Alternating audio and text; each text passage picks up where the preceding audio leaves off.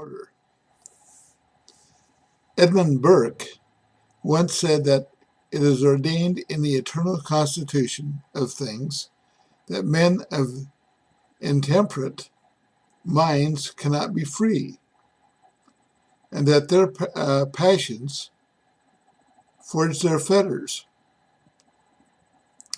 It's no wonder, then, that Russian President Vladimir Putin is trying to introduce morality and practical reason to the political world. Putin continues to surprise the supporters of the New World Order by saying that its agents are liars.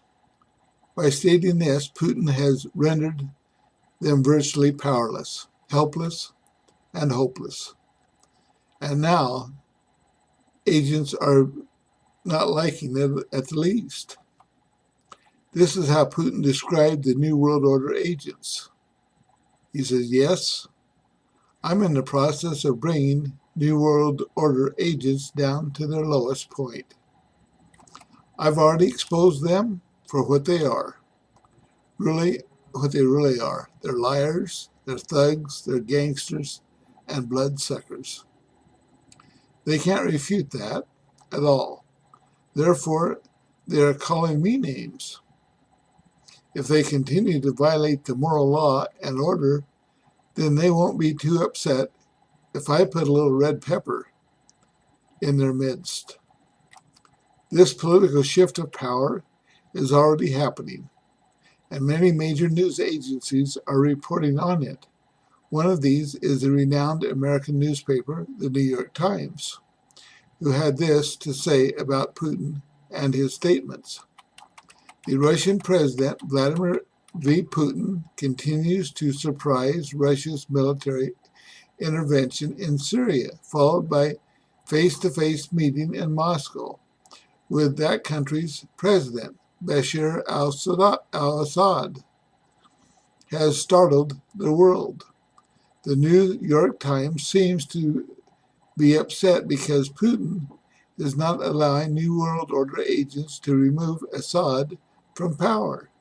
Assad, the Times says, is flying high because of Putin. New World Order agents also seem to be upset because Putin is getting much appreciation from the former president. Website given here, and that the former president they're talking about, Jimmy Carter, who has labeled Israel as an apartheid state. Putin has openly warned New World Order agents multiple times. Before that, he would strip them from their nests. In light of this, Putin invited New World Order agents to discuss some of these issues on a purely moral and intellectual level, but they refused. Putin then turned to his country's intellectuals and thinkers and asked them to discuss these issues.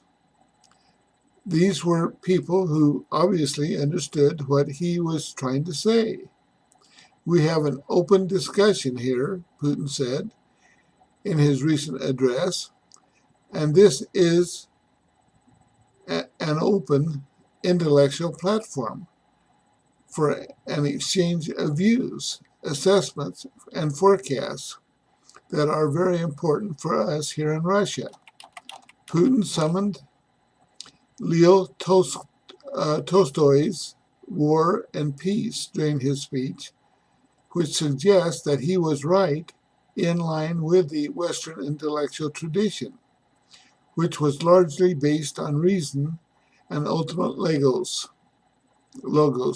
Putin argued that peace cannot be achieved without appealing to moral rules and principles.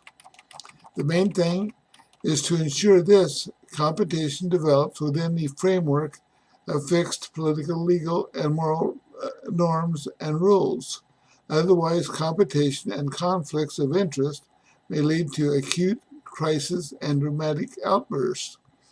We have seen this happen many times in the past. Today, unfortunately, we have again come across similar situations, attempts to promote a model of unilateral domination, as I have said on numerous occasions, have led to an imbalance in the system of international law and global regulation, which means there is a threat, and political, economic, and military competition may get out of control, he stated firmly. Putin argued ostensibly that if an agent tried to violate the moral law and political order, then that agent must face the consequences of his actions in the same way that a genuine police officer is punished in law, is punishing a lawbreaker or a gangster or a thug. New World Order agents in the United States and Israel have violated the moral and political order. And this is one reason why Putin confronted that issue indirectly. This is what he said to further his remarks. The use of the threat of a nuclear missile attack from Iran as an excuse, as we know, has destroyed the fundamental basis of modern intellectual security.